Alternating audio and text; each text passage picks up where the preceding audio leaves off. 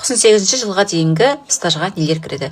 98 жылға дейінгі стажға әйел адамдарды оқыған очтың оқулары, трудовой книжкаға жаздырған жұмыс орындары, сосын бала босанған болса, яғни сол 98 дейінгі жылдарда бала босанған болса, және сол жерлерде жұмыс жасамай үйде отырған болса, бір балаға 3 жылға дейін стаж кіреді.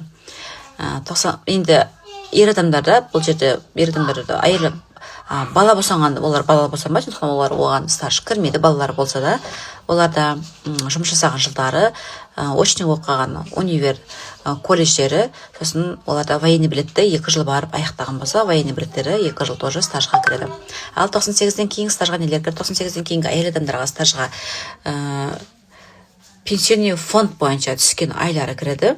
Яғни уже одан кейін трудовой книжкаға қарамайды, строго ОПВ бойынша қарайды. ОПВ деген бізде Каспий банктың ішінде госуслугида справка, социальный справканың ішінде пенсионный отчисление деген ішінде тұрады. Соған қарап есептеледі. Сосын бала босанған болса 98-ден кейінгі оларда стажға есептелетін болады.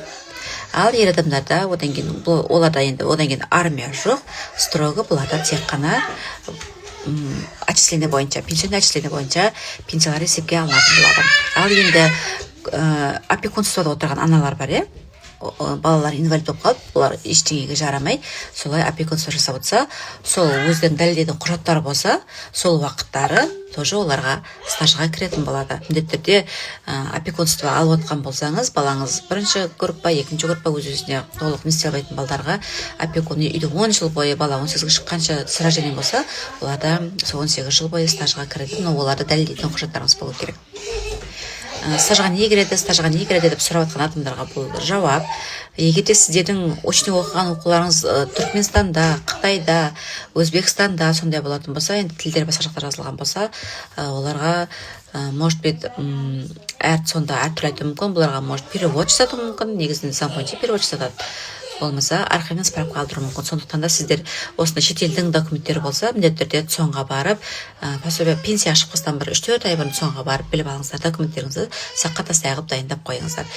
3-4 ай бұрын сіз пенсия ашатын болсаңыз, ЦОНға бүгін барсаңыз, сізге ешкім есептеп бермейді. Дәл сол пенсия шығатын күніңіз, туған күніңіз күні барсаңыз, сол күні сізге есептеп, осындай пенсия шығады деп қолдарыңызға беретін болады. Сіз олармен міндетті түрде танысып оқитын боласыздар. Солай ақпарат пайда болса тіркеліп алыңыздар, лайк басып қатыңыздар, комментарий жазып қатыңыздар, білмейтін тұстарыңызға жіберіңіздер. Рахмет барлықтарыңызға. Егер маған сұрақтарыңыз болса, міндетті түрде парақшама тіркеліп алып, комментарий немесе директке сұрақ қойсаңыздар, міндетті түрде жауап беретін боламын.